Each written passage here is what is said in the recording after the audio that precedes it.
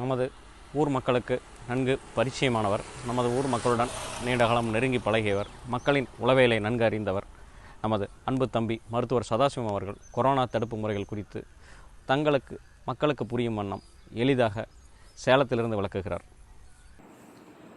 எல்லோருக்கும் வணக்கம். எனது பெயர் டாக்டர் சதாசிவம். நான் சேலம் அரசு மருத்துவக் கல்லூரியில் உதவி பேராசிரியர் இருக்கேன். நானும் நமது செங்குந்தர் மகாஜன மேல்நிலைப் பள்ளியின் முன்னாள் மாணவர். அதில் எப்பவுமே எனக்கு ஒரு பெருமை உண்டு. இப்போது நம்ம உலகம் ஃபுல்லாக பரவிட்டு இருக்க கொரோனா நோயை எப்படி வராமல் தடுக்கிறது அப்படின்றத பற்றி ஒரு சின்ன வீடியோ பார்க்கலாம். ஆல்ரெடி நம்ம சீனியர்ஸ்லாம் பேசியிருப்பாங்க. பட் எப்படி வராமல் தடுக்கிறத பற்றி மட்டும் பார்க்கலாம். ரொம்ப சிம்பிளாக, செலவே இல்லாமல், ரொம்ப ஈஸியாக நாம் கொரோனாவோட தடுத்துக்க முடியும். அது எப்படின்னு பார்க்கலாம். ஒன்றும் பெருசாக செலவு பண்ண வேண்டாம். ரொம்ப சிம்பிள் மெத்தட்ஸு கண்டிப்பாக 100% நம்மளால் தடுக்க முடியும். அதுக்கு சில எளிமையான வழிமுறைகளை நம்ம ஃபாலோ பண்ணாலே போதும். ஸோ ஃபஸ்ட்டு கண்டிப்பாக கொரோனா வரவே கூடாதுன்னா சிம்பிளான 3 ஸ்டெப்ஸ் சொல்கிறேன் பாருங்கள். ஒன்று தேவையில்லாமல் நம்ம வீட்டை விட்டு வெளியே போகவே கூடாது. இது ரொம்ப முக்கியமான ஸ்டெப்ஸ். இது உலகம் ஃபுல்லாக இதை தான் அட்வைஸ் பண்ணுறாங்க. நம்ம தமிழ்நாடு கவர்மெண்ட்டும் இந்தியன் கவர்மெண்ட்டும் இதை தான் அட்வைஸ் பண்ணுறாங்க. தேவையில்லாமல் அன்னெசரியாக நம்ம வெளியே போகவே கூடாது. சும்மா போய் சுற்றி பார்த்துட்டு வரேன், சும்மா போய் பாவடி வரைக்கும், ஒரு பொது இடத்துக்கு போயிட்டு வரேன், நம்ம ஊர் எடுத்துக்கிட்டால் பாவடிக்கு போயிட்டு வரேன், ஒரு கடை வீதிக்கு போயிட்டு வரேன், அந்த மாதிரிலாம் கண்டிப்பாக நம்ம போகவே கூடாது. சரிங்களா? ஸோ அப்படி போகாமல் இருந்தாலே, அது க்ரௌடிங், மக்கள் கூடுறத நம்ம அவாய்ட் பண்ணாலே கொரோனா வரதை நம்ம கண்டிப்பாக தடுத்துக்க முடியும். சரிங்களா? அப்படி சப்போஸ் ஒரு முக்கியமான வேலையை போகிறோம், ஒரு கடை வீதிக்கு போகிறோம், அல்லது ஒரு ஏதாவது ஒரு டெத்துக்கு போகிறோன்னா கண்டிப்பாக அந்த தனி மனித இடைவெளின்னு சொல்கிறோம்லே, சோசியல் டிஸ்டன்சிங், அதை கண்டிப்பாக கடைபிடிக்கணும். குறைஞ்ச ஒரு 2 மீட்டர் இடைவெளியாக இருக்கணும் நமக்கு. அப்படி இருந்துச்சுன்னா நம்ம தடுத்துக்க முடியும். கண்டிங்களா? இதை நம்ம மக்கள் யாரும் ரொம்ப லைட்டாக எடுத்துக்கிறாங்க, ஏதோ சும்மா சொல்கிறாங்கன்ற மாதிரி. கண்டிப்பாக இதெல்லாம் ஆராய்ச்சி பண்ணி, உலக அளவில் ஆராய்ச்சி பண்ணி சொல்லக்கூடிய விஷயங்கள். கண்டிப்பாக தனி மனித இடைவெளியை கடைபிடிக்கணும். ரொம்ப இதுக்கு நம்ம என்ன செலவு பண்ணிட்டு போகிறோம். ரெண்டாவது பார்த்திங்கன்னா வெளியே போகும்போது மாஸ்க் யூஸ் பண்ணணும். மாஸ்க் கண்டிப்பாக எங்கே போனாலும் யூஸ் பண்ணணும். மாஸ்க்னால் ஒரு குட் குவாலிட்டி மாஸ்க். நம்ம சாதாரண, நான் பார்க்குற ஒரு சிலர்லாம் பார்த்தா வெறும் பனியன் கிளாத்தில் இந்த ஒரு இட்லி துணி மாதிரி இருக்குது, அந்த மாதிரி மாஸ்க்லாம் போடக்கூடாது. கொஞ்சம் திக்கான மாஸ்க்கு, கொஞ்சம் குவாலிட்டியான மாஸ்க்கு எல்லா மெடிக்கல் ஷாப்லேயும் கிடைக்குது. ஒரு 5 to 10 ரூபாக்குள்ளேயே நம்ம ஹாஸ்பிட்டலில் யூஸ் பண்ணிட்டு அந்த ட்ரிபிள் லேயர் மாஸ்க்குன்னு சொல்லுவாங்க. ஸோ அந்த மாதிரி மாஸ்க்கை கண்டிப்பாக போடணும். எதுவும் இல்லாத பட்சத்தில் நம்ம போடலாம். பட் அதுவே ஒரு 2 மாஸ்க் போடலாம். கொஞ்சம் திக்காக ஒரு 2 லேயர் 3 லேயர் இருக்க மாதிரி மாஸ்க் போட்டால் தான் நம்ம கொஞ்சம் தடுத்துக்க முடியும். சரிங்களா? அடுத்தது, எங்கே போனாலும் உங்கள் கூட ஒரு 5 அல்லது 10 ரூபாய் போட்டு ஒரு சின்ன சோப்பு வாங்கி பாக்கெட்டில் வச்சுக்குவோம். சோப் தான் இருக்கிறதுலையே ரொம்ப பெஸ்ட்டு. நம்ம ஹேண்ட் சானிடைஸ் யூஸ் பண்ணுறோம், கொஞ்சம் காஸ்ட்லியாக இருக்கும், அதெல்லாம் வேண்டவே வேண்டாம். சிம்பிளாக அவங்க என்ன சொல்கிறாங்கன்னா, நம்ம ஆராய்ச்சியாளர்கள்லாம் ஒரு சின்ன காந்தி பார் சோப்பே போதுன்றாங்க. சோப்பை போட்டு நல்லா கையை ஒரு 20 செகண்டு, 20 நிமிஷம் கூட கிடையாது, அப்படின் போது இந்த மாதிரி ஒரு 20 செகண்டுக்கு 20 வினாடிகள் 20 நொடிகள் நல்லா கையை தேய்ச்சி கழுவுனாலே கொரோனா கிருமி கையிலேருந்து போயிடும்னு சொல்கிறாங்க. சரிங்களா? ஸோ வீட்டை விட்டு தேவையில்லாமல் வெளியே போகக்கூடாது, ஒரு ஜாலியெல்லாம் வெளியே போகக்கூடாது. போனாலும் தனி மனித இடைவெளி கடைப்பிடிக்கணும், ஒரு நல்ல குவாலிட்டி மாஸ்க்கை யூஸ் பண்ணணும், சோப்பை எடுத்துகிட்டு போகணும். அல்லது வீட்டுக்கு வந்த உடனே முடிஞ்ச வரைக்கும் உங்கள் ட்ரெஸ்ஸை தனியாக வச்சுட்டு தனியாக வாஷ் பண்ணிக்கோங்க. ஒரு 10 நிமிஷம் சோப் வாட்டரில் ஊற வைங்க. மற்ற துணி கூடலாம் மற்றவங்க ட்ரெஸ் கூட மிக்ஸ் பண்ண வேண்டாம். ஒரு 10 நிமிடங்கள் சோப் வாட்டரில் ஊற வச்சுட்டு சிம்பிளாக அலசிட்டு காய வச்சாலே போதும். ஆக்சுவலாக சோப் கூட 20 வினாடிகள் அந்த வைரஸ் கான்டாக்டில் இருந்தாலே வைரஸ் இறந்துடும் சொல்கிறாங்க. நம்ம சும்மா ஒரு 10 நிமிஷம் ஊற வச்சாலே போதும். ரொம்ப போட்டு அடிக்கணும், துவைக்கணும், அந்த மாதிரிலாம் இல்லை. ஸோ தனியாக துவைச்சிக்கணும், சோப்பு போட்டு குளிச்சிடணும். நல்லா இப்போ உள்ற வந்த உடனே, வெளியே போயிட்டு உள்ற வந்தோடனே எப்போவுமே குளிச்சிருங்க. குளிக்க முடியல, அட்லீஸ்ட் நம்ம உடம்பு எங்கெங்கெல்லாம் எக்ஸ்போஸ் ஆச்சோ, கை, கால், முகம், கழுத்து பகுதியெல்லாம் நல்லா சோப்பு போட்டு வாஷ் பண்ணிடுங்க. இதை வீட்டுக்குள்ளே வந்ததே பண்ணிட்டு தான் வீட்டுக்குள்ளே வரணும். மற்றவங்க கூட நம்ம மிங்கிள் ஆகிறதுக்கு முன்னாடி இதை கண்டிப்பாக பண்ணணும்.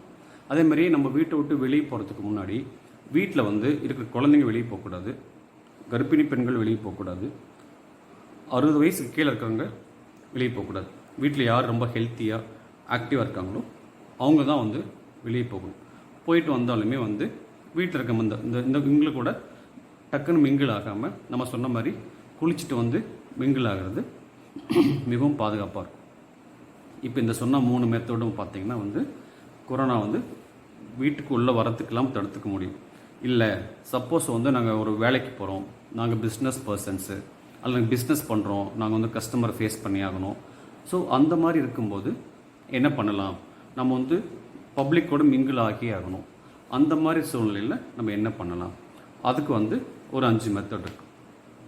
என்ன பண்ணணும்னா, நம்ம ஸ்பெசிஃபிக்காக கொரோனாக்குன்ட்டு இல்லை, ஸ்பெசிஃபிக்காக பொதுவாகவே நம்ம வந்து சப்போஸ் நமக்கு எந்த வைரஸ்க்குமே வந்து நம்ம உலகத்தில் நிறைய வைரஸ்க்கு மருந்து கிடையாது. ஏன்னா வைரஸ் வந்து எப்பவுமே வந்து நம்ம ஒரு செல்குள்ளே போய் தான் வளரும். அப்படிங்கும்போது நம்ம அந்த வைரஸ் அழிக்கணும்னா நம்ம அந்த செல்லையும் நம்ம உடம்புல இருக்க செல்லையும் சேர்த்து அழிக்கணும். ஸோ வந்து நிறைய வைரஸ்க்கு மருந்து கிடையாது. ஸோ அதனால தான் கொரோனாவுக்கும் நம்மளால் மருந்து கண்டுபிடிக்க முடியல. ஸோ ரொம்ப கஷ்டமாக இருக்குது. நம்ம என்ன பண்ணலான்னா, நம்ம உடம்புல இருக்க நோய் எதிர்ப்பு ஆற்றலை அதிகப்படுத்திக்க முடியும் ஒரு சில பொருட்களை எடுத்துக்க முடியுமா. ஸோ நம்ம எல்லாம் ஆராய்ச்சி பண்ணி என்ன சொல்கிறாங்கன்னா, நம்ம தமிழ்நாடு கவர்மெண்ட்டும் என்ன சொல்கிறாங்க அப்படின்னா, ஒரு சில பானங்கள், ஒரு கஷாயம் மாதிரியோ அல்லது சூடான பானங்கள் மாதிரியோ அல்லது ஒரு ஜூஸ் மாதிரியோ எடுக்க சொல்கிறாங்க. ஸோ என்னென்ன பண்ணலான்னா, இஞ்சி, மிளகு, துளசி, எலுமிச்சை, மஞ்சள் தூள், மெயினாக அந்த 5 பொருட்கள். இஞ்சி சாறு எடுத்துக்கலாம், மிளகு எடுத்துக்கலாம், துளசி எடுத்துக்கலாம், எலுமிச்சை சாறு எடுத்துக்கலாம், மஞ்சள் தூள் அல்லது பசு மஞ்சளாகவும் போட்டு அரைச்சி ஜூஸ் மாதிரி எடுத்துக்க சொல்கிறாங்க. இது குழந்தைங்கன்னா வந்து 100 ml, பெரியவங்கன்னா வந்து ஒரு 250 ml காலையிலையும் ஈவினிங்கும் எடுத்துக்க சொல்கிறாங்க. அல்லது இதையே வந்து இங்கே ஜூஸுக்கு பதில் நீங்கள் வந்து ஒரு டீ மாதிரி, ஒரு க்ரீன் டீ போடுறோம் இல்லையா, இந்த பொருளை மிக்ஸ் பண்ணி நம்ம க்ரீன் டீ மாதிரி எடுத்துக்க முடியும். ஒரு டீ மாதிரி, ஒரு லெமன் டீ மாதிரி இந்த பொருட்களை போட்டு எடுத்துக்க முடியும். இந்த பொருட்கள் எதுவுமே வந்து நம்ம எல்லாமே வீட்டில் இருக்க பொருட்கள் தான். ஸோ எதுவுமே வந்து சீப்பான பொருட்கள் கிடையாது. எல்லாமே சீப்பான பொருட்கள் தான், பட் எதுவுமே வந்து ரொம்ப லைட்டாக எடுத்துக்க வேண்டாம். இப்போ இஞ்சி எடுத்துகிட்டு வச்சுக்கோங்க. இஞ்சி வந்து ஒரு ஆன்டி இன்ஃப்ளமேட்டரின்னு சொல்லுவோம், ஆன்டி ஆக்சிடென்ட். ஸோ ஆன்டி இன்ஃப்ளமேட்டர்னு உடம்புல வந்து இந்த கொரோனா வைரஸ் வந்து நிறைய உள்காயங்களை ஏற்படுத்துது. நம்ம வந்து சைட்டோகைன் ஸ்டார்ம்னு சொல்லுவோம். உள்ள போயிட்டு நிறைய கெமிக்கல்ஸ் ரிலீஸ் பண்ணி நிறைய உள்காயங்கள் ஏற்படுத்துது, ரத்தத்தை வந்து உரையிற மாதிரி பண்ணிடுது. ஸோ அதெல்லாம் தடுக்கிறதுக்காக நம்ம வந்து ஆன்டி இன்ஃப்ளமேட்டரி பொருட்கள் எடுத்துக்கணும், அந்த உள்காயங்களை ஆற்றக்கூடிய பொருட்கள். இப்போ நான் சொன்ன அந்த 5 பொருள், நிறைய பொருட்கள் வந்து நல்ல பொட்டன்ட் ஆன்டி இன்ஃப்ளமேட்டரி, உள்காயங்களை ஆற்றக்கூடிய தன்மை உள்ள பொருட்கள். இப்போ துளசி எடுத்துக்கலாம். துளசி வந்து ஆன்டி இன்ஃப்ளமேட்டரி, சுவாச பாதைக்கு நல்ல நன்மை செய்யக்கூடிய ஒரு பொருள் அது. அப்புறம் மஞ்சள் வந்து அதில் இருக்க குர்குமின்னு ஒரு பொருள் இருக்குது. மஞ்சள் வந்து பொட்டன்ட் ஆன்டி இன்ஃப்ளமேட்டரி, அது நல்ல உடம்புக்கு நல்லது. அதே மாதிரி இஞ்சி வந்து anti inflammatory plus anti accident, உடம்புல இருக்க அந்த தேவையான பொருட்கள்லாம் வெளியேற்றத்துக்கு ரொம்ப நல்லது. அதே மாதிரி நம்ம எலுமிச்சை வந்து வைட்டமின் சி இருக்குது. அதே மாதிரி அது பொட்டன்ட் ஆன்டி ஆக்சிடென்ட் சொல்லுவாங்க. ஸோ அதுவும் வந்து இதெல்லாமே சேர்ந்து உடம்புல இருக்க உள்காயங்களை ஆற்றுறது, நம்ம நோய் எதிர்ப்பாற்றலை இன்க்ரீஸ் பண்ணுறதுக்கு பயன்படுது. நம்ம வந்து பூண்டு கூட எடுத்துக்கலாம். பூண்டில் வந்து ஆலிசின் இருக்குது. ஆலிசின் வந்து பொட்டன்ட் ஆன்டி இன்ஃப்ளமேட்டரின்னு சொல்லுவாங்க. ஆலிசின் நைட் 1 ஒரு வேளைக்கு 1 எடுத்தால் கூட போதும், மென்று சாப்பிட சொல்லுவாங்க. இது வந்து ஒரு டைப் ஆஃப் மெத்தட். ஸோ ஒவ்வொரு பொருளுக்கும் ஒரு தன்மை இருக்குது. நம்ம வந்து பெரியவங்க சும்மாலாம் சொல்லல, ஆராய்ச்சி பண்ணி தான் சொல்கிறாங்க.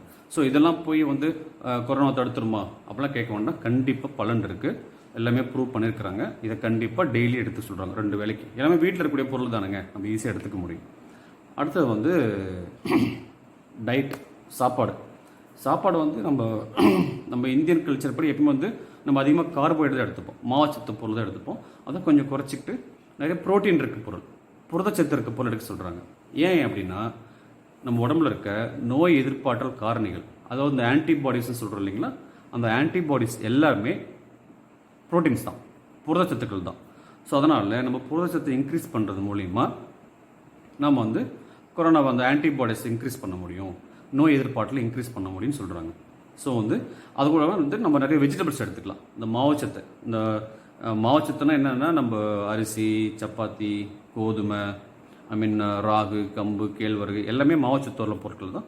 அதெல்லாம் கொஞ்சம் குறைச்சிக்கிட்டு நிறைய வெஜிடபிள்ஸ் எடுத்துக்கலாம். வெஜிடபிள்ஸ், நாட்டு காய்கறிகள் எடுத்துக்கலாம், ரொம்ப நல்லது. அதே மாதிரி சுகர் பேஷண்ட் இருக்கிறவங்க ரொம்ப கேர்ஃபுல்லாக இருக்கணும். டயட் வந்து ரொம்ப கேர்ஃபுல்லாக எடுத்துக்கணும், கண்ட்ரோலாக வச்சுக்கணும். நிறைய ப்ரோட்டீன் எடுத்துக்கலாம், அவங்களும் ரொம்ப நல்லது அவங்களுக்கு. அதே மாதிரி பிபி இருக்கிறவங்களும் டயட் பார்த்து எடுத்துக்கிறது ரொம்ப நல்லது. அதே மாதிரி இது கூட இந்த இம்யூனிட்டி பூஸ்டர் சொல்கிறீங்களா, நோய் எதிர்ப்பு இன்க்ரீஸ் பண்ணுறதுக்கு நம்ம சித்த மருத்துவத்தில் வந்து கபசுர குடிநீர் கொடுக்குறாங்க. அதுவும் ப்ரூவன் தான் சொல்கிறாங்க, நிறைய ஸ்டடீஸ் பண்ணியிருக்கிறாங்க. ஸோ அதுக்கு கிடைச்சதுன்னா கபசுர குடிநீர் கண்டிப்பாக 2 வேளைக்கு எடுத்துக்கலாம். ஸோ அதில் வந்து நம்ம சித்த மருத்துவத்தில் சஜஸ்ட் பண்ணுறாங்க, அதையும் கண்டிப்பாக எடுத்துக்கலாம் இம்யூனிட்டி பூஸ்ட் பண்ணுறதுக்காக. அப்புறம் நம்ம டயட்டில் வந்து ப்ரோட்டீன் சொன்னோம் இல்லையா, ப்ரோட்டீன் கூட வெஜிடபிள்ஸு, ஃப்ரூட்ஸ் எடுத்துக்கலாம். ஓகேங்களா. அடுத்தது வந்து சிம்பிளாக செலவே இல்லாமல் வீட்டில் முடிஞ்ச வரைக்கும் ஏதோ ஒரு எக்ஸசைஸ் பண்ணுறது, ஏதாவது உடற்பயிற்சி. ஏன்னா நம்ம கிட்டத்தட்ட 4 மாதம் தாண்டி போயிடுச்சு. சாப்பிட்டு எல்லோரும் சும்மா தான் இருக்கிறாங்க மக்கள் எல்லாமே. ஸோ வீட்லேயே சிம்பிள் வாக்கிங், மார்னிங் வாக்கிங் போகலாம், ஈவினிங் வாக்கிங் போகலாம், எப்போல்லாம் டைம் கிடைக்குதோ அப்போல்லாம் வாக்கிங் போகலாம். இது வந்து ஒரு வயசானவங்க வந்து எல்லாருமே செய்யலாம். ஸோ சிம்பிளாக வாக்கிங், அது மாஸ்க்கை போட்டுட்டு நான் ஊரை சுற்றி வரேன் அந்த மாதிரி பிஸ்னஸே பண்ண வேண்டாம். உங்கள் ஏரியாவில் க்ரௌடு கம்மியாக இருந்தால் மாஸ்க் போட்டு வாக்கிங் போகலாம். பப்ளிக் பிளேஸில் முடிஞ்ச வரைக்கும் அவாய்ட் பண்ணுங்கள். வீட்டில் மொட்டை மாடியிலையோ காம்பவுண்டுக்குள்ளேயோ வீட்டுக்குள்ளேயோ ஒரு 45 மினிட்ஸ் நடங்க. காலையிலையும் ஈவினிங் நடங்க, ரொம்ப நல்லது.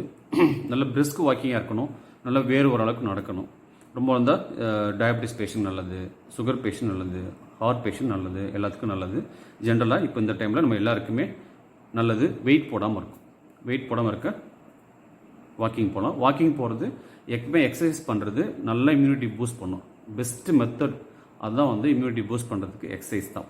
வாக்கிங் பண்ணலாம். அல்லது நீங்கள் மற்ற வயசு நல்லா இள வயசு பசங்களாக இருந்தால் நல்லா அந்த வீட்லேயே முடிஞ்ச வரைக்கும் அந்த ரெசிஸ்டன்ஸ் எக்ஸசைஸ் சொல்லுவோம், அந்த தண்டால் பண்ணுறது, புஷ்அப் பண்ணுறது, ஏதோ ஒரு எக்ஸசைஸ் பண்ணலாம். டைம் இருக்கும்போது எக்ஸசைஸ் பண்ணிக்கலாம். இதுக்கப்புறம் வந்து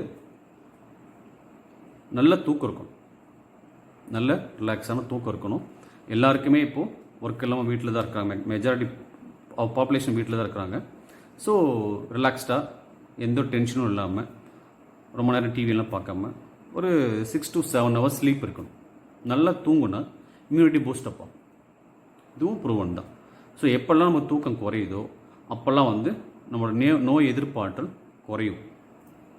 மனசு ரிலாக்ஸாக ஒரு 6 to 7 மணி நேரம் கண்டிப்பாக தூங்கணும். சரிங்களா. அப்புறம் வந்து ஏதாவது ஒரு ரிலாக்ஸேஷன் டெக்னிக், எப்படி வந்து எக்ஸசைஸ் வந்து நம்ம வீட்டில் சும்மா பண்ணிக்கலாமோ அதே மாதிரி ரிலாக்ஸேஷன் டெக்னிக்காக வந்து மனசை வந்து மன அழுத்தம் இல்லாமல் வச்சுக்கிறது. அதுக்கு என்ன பண்ணலான்னா ஏதாவது ஒரு மூச்சு பயிற்சி பண்ணலாம். மூச்சு பயிற்சி வந்து கண்டிப்பாக இந்த கொரோனா டைமில் யூஸ்ஃபுல்லாக இருக்கும். ஏன்னா வந்து கொரோனா வந்து ஒரு சுவாசப்பாதையை பாதிக்கிற நோயாக தான் இருக்குது. மற்ற எல்லா உறுப்புகளையும் பாதிக்குது, பட் மெயினாக சுவாசப்பாதை ரொம்ப பாதித்து நிமோனியா உண்டு பண்ணுது. ஸோ நம்ம வந்து ரெகுலராக மூச்சு பயிற்சி செய்கிறது மூலிமா நம்ம வந்து நிமோனியாலாம் வராமல் அவாய்ட் பண்ணிக்க முடியும் கண்டிப்பாக. சரிங்களா. ஸோ ஏதாவது ஒரு ப்ரீத்திங் டெக்னிக், பிராணாயாமம் பண்ணலாம். பிராணாயாமம் வந்து நீங்களே யூடியூப் பார்த்து பண்ணலாம், அல்லது யாராவது தெரிஞ்சவங்கள்ட்ட பார்த்து பண்ணலாம். சிம்பிளாக பண்ண போதும். ரொம்ப சிவியர் யோகா அந்த மாதிரிலாம் போக வேண்டாம். சிம்பிள் யோகா பண்ணலாம். மெடிடேஷன் பண்ணலாம். மெடிடேஷன் பண்ணுறது மனசுக்கு ரொம்ப ஆறுதலாக இருக்கும், ரிலாக்ஸேஷனாக இருக்கும், பயத்தை குறைக்கும், டென்ஷனை குறைக்கும். நம்ம பயந்தோன்னு வச்சுக்கோங்க, ரொம்ப பயமாக இருக்கும்போது, ரொம்ப படபடப்பாக இருக்கும்போது, ரொம்ப டென்ஷனாக இருக்கும்போது நம்மளுடைய நோய் எதிர்ப்பாற்றல் குறையும். நிறைய ஸ்ட்ரெஸ் ஹார்மோன்ஸ்னு சொல்லுவோம். அந்த ஸ்ட்ரெஸ் ஹார்மோன்ஸ் செக்ரெட் ஆச்சு, உடம்புல உற்பத்தி ஆச்சுன்னா நம்மளுடைய நோய் எதிர்ப்பாற்றல் கண்டிப்பாக குறையும். ரொம்ப பயந்து ஹார்ட் அட்டாக் வரலாம் உண்டு. நீங்கள் ரொம்ப பயந்தீங்கன்னா சர்க்கரையும் கண்ட்ரோலுக்கு வராது, ப்ரெஷர் கண்ட்ரோலுக்கு வராது, இருதய பாதிப்பு அதிகமாகும், வேறு எந்த நோயுமே கண்ட்ரோலுக்கு வராது. கொரோனா நினச்சி பயப்படாமல் ரிலாக்ஸாக மனசு அமைதியாக வச்சுக்கிட்டிங்கன்னா எந்த பாதிப்பும் வராது. ஸோ இம்யூனிட்டி பூஸ்டப் பண்ணுறதுனா வேறு ஒன்றும் மாயம் மந்திரம் அந்த மாதிரிலாம் ஒன்றும் இல்லை. சிம்பிளாக நான் சொன்ன அந்த ஜூஸ் குடிக்கிறது, சிம்பிளாக ப்ரோட்டீன் அதிகமாக இருக்குது, அதாவது புரதச்சத்து அதிகமாக இருக்க டயட் எடுத்துக்கிறது. ப்ரோட்டீன் அப்படின்னா வந்து 2 விதமாக இருக்குது. வெஜ்ஜில் இருக்குது, நான்வெஜ்ஜில் இருக்குது. இப்போ நான்வெஜ்னால் அவங்க என்ன பண்ணலாம்னா எக் எடுத்துக்கலாம். எக் ஒயிட், அதுமாதிரி இந்த முட்டை வெள்ளைக்கரு இருக்குது பார்த்தீங்களா, ஒரு நாளைக்கு 3 to 4 வெள்ளைக்கரு சாப்பிட்லாம். கொலஸ்ட்ரால் அதிகமாக இருந்துச்சுன்னா எல்லோ கரு மஞ்சள் கரு தூக்கி போட்டுட்டு நம்ம வந்து வெள்ளைக்கரு மட்டும் கூட சாப்பிட்லாம். அப்புறம் ஃபிஷ்ஷில் அது மாதிரிலாம் இருக்குது. அதுக்காக உடனே ஒரு மாஸ்க் எடுத்து மாட்டிட்டு உடனே கடைக்கு போயிடக்கூடாது. கடைக்கு போய் சும்மா அங்கே மீன் கல்லில் கூட்டமாக இருக்குது, நான்வெஜ் கல்லில் கூட்டமாக இருக்குது, அதெல்லாம் தேவையில்லாத வேலை. வீட்டில் எக்கில் இருக்க புரதம் வந்து இதுக்குள்ளேயே வந்து பெஸ்ட்டு புரதம், சரிங்களா? ஆனால் வந்து எக்கில் நம்ம வந்து முட்டையே போதும். முட்டையில் 3 அல்லது 4 வெள்ளைக்கரு டெய்லி சாப்பிட்டாலே நமக்கு அந்த புரதம் கிடைச்சிரும். மீன் தான் சாப்பிடணும், நான்வெஜ் தான் சாப்பிடணும் அவசியமே இல்லை. இது வந்து நான்வெஜ்காரங்களுக்கு. வெஜ்ஜுக்காரங்க வந்து பால் சாப்பிட்லாம். டெய்லி 2 அல்லது 3 வேளை நல்ல குட் குவாலிட்டியான பால் சாப்பிட்லாம். பாலில் கொஞ்சம் புரதம் இருக்குது. அப்புறம் சிம்பிளாக நிலக்கடலை, சுண்டல் இதை டெய்லியும் வந்து ஒரு கைப்பிடி அளவுக்கு நைட்டு ஊற வச்சுட்டு காலைல பச்சையாக சாப்பிட்லாம். அதே மாதிரி காலைல ஊற வச்சுட்டு ஒரு 6 to 8 hours ஊற வச்சுட்டு பச்சையாக சாப்பிட்லாம். நல்ல ப்ரோட்டீன் இருக்குது. அப்புறம் எல்லா பயிர் வகைகள், பருப்பு வகைகள், முளைக்கட்டிய தானியங்கள் இதில் எல்லாத்துலேயுமே நமக்கு நல்ல குட் குவாலிட்டியான புரதங்கள் வந்து எடுத்துக்க முடியும். அப்புறம் நட்ஸ் எடுத்துக்கலாம். பாதாம், முந்திரி, பிஸ்தா பருப்பு இதெல்லாம் வந்து கிடைச்சா வசதி வாய்ப்பு இருந்ததுன்னா கண்டிப்பாக அதையும் எடுத்துக்கலாம். நட்ஸ் எடுத்துக்கலாம். சிம்பிளாக நிலக்கடலை, சுண்டல் இதுக்கு என்ன செலவாயிர போகுது? ரொம்ப சீப்பான பொருட்கள் தான், ரொம்ப காஸ்ட்லியே போக வேண்டாம். அப்புறம் பால் எடுத்துக்கலாம்.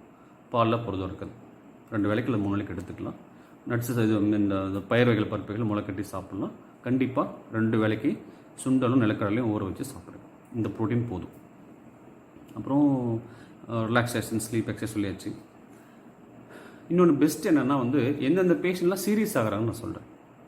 எந்தெந்த பேஷண்ட்லாம் வந்து ஹாஸ்பிட்டல் அட்மிஷன் அளவுக்கு போகிறாங்கன்னா, இனிஷியலாக ஒரு ஆரம்பத்திலே வந்து ஒரு சளியோ காய்ச்சலோ இருந்துச்சுன்னா தயவு செஞ்சு போய் மருத்துவரை பாருங்கள், டாக்டரை பாருங்கள். டாக்டரை பார்த்து அவங்க சொல்கிற அட்வைஸை தயவு செஞ்சு ஃபாலோ பண்ணுங்கள். ஏன்னா டாக்டர் தான் தெரியும் உங்களுக்கு என்ன பண்ணணும்னு சொல்லிட்டு.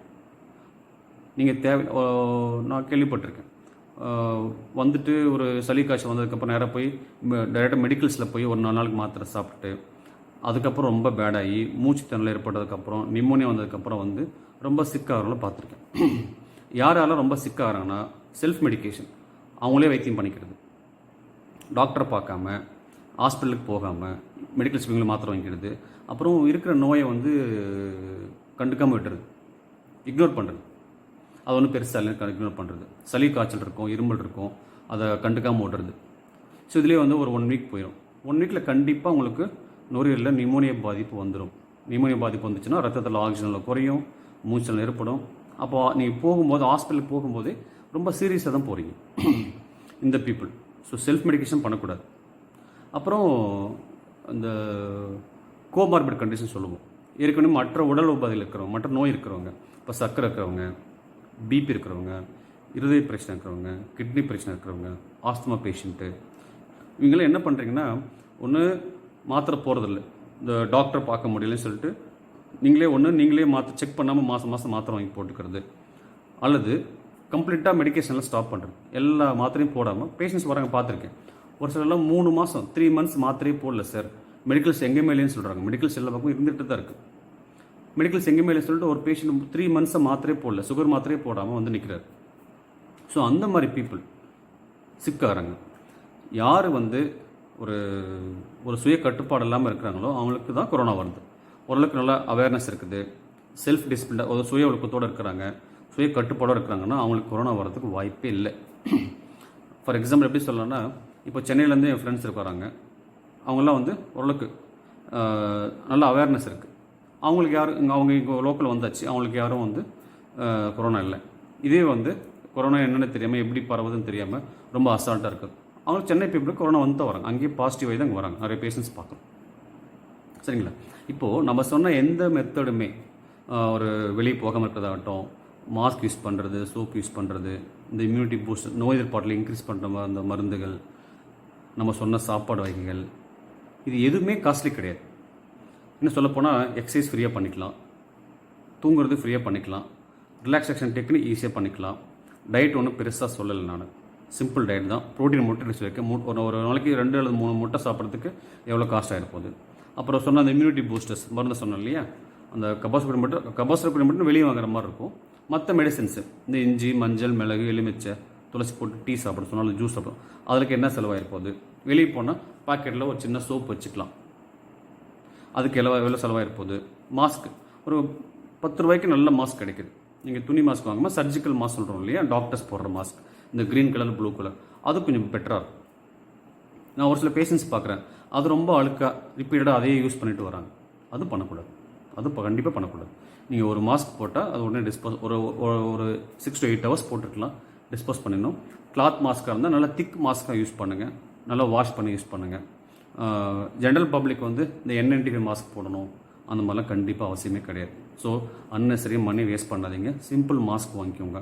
ஒரு மாஸ்க்கு 5 to 10 rupees, அது இப்போலாம் கொஞ்சம் குறைஞ்சிருச்சு. 5 rupeesக்கு நல்ல குவாலிட்டி மாஸ்க்கு எல்லா மெடிக்கல்ஸ்லையும் கிடைக்குது. கண்டிப்பாக அந்த மாதிரி மாஸ்க் போடுங்க. இந்த சிம்பிளாக பனியன் கிளாத்தில் சிம்பிளாக அது வந்து அது போகிறது ப்ரொடெக்ஷனே இல்லைன்ற அளவுக்குலாம் மாஸ்க் போடுறீங்க.